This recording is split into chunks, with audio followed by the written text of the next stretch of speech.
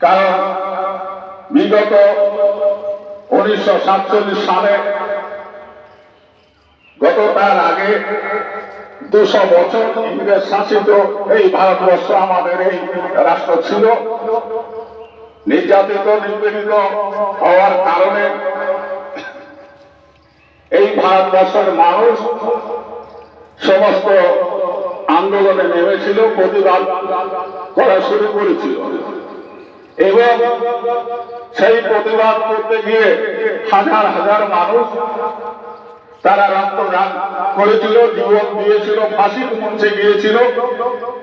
সেই সাথে তাদের যারা নেতৃত্ব দিয়েছিল তাদের ভিতরে উল্লেখযোগ্য নেতাজি সুভাষচন্দ্র বোস, মাস্টারদা সূর্য সেন এবং সাথে সাথে বাঘাযতীন, প্রীতিলতা চৌধুরী এবং মাতঙ্গিনী হাজরা, ঝাঁসি রানী,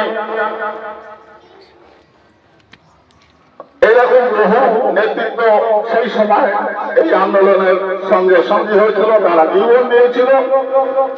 তাই আজ আমরা তাদের অনুসরণ করার জন্য আজকে বিগত 78 বছর হয়ে গেল এই স্বাধীনতা দিবস।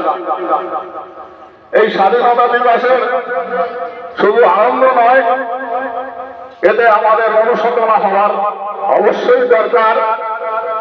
কারণ এই ভারতবর্ষকে বাঁচাতে গিয়ে, এই ভারতবর্ষকে স্বাধীনতা আনতে গিয়ে বহু বহু মানুষ প্রাণ বলিদান করেছিল, তারা রক্ত দিয়েছিল।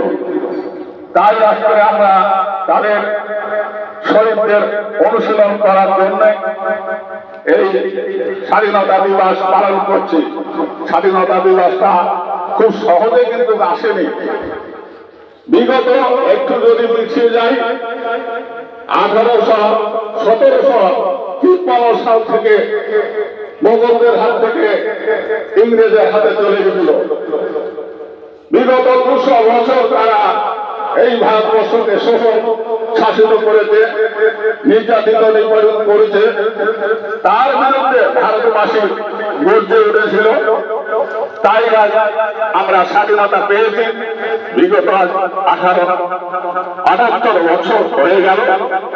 সেই উপলক্ষে আজকে আমরা আজ এই আলামিন মিশনের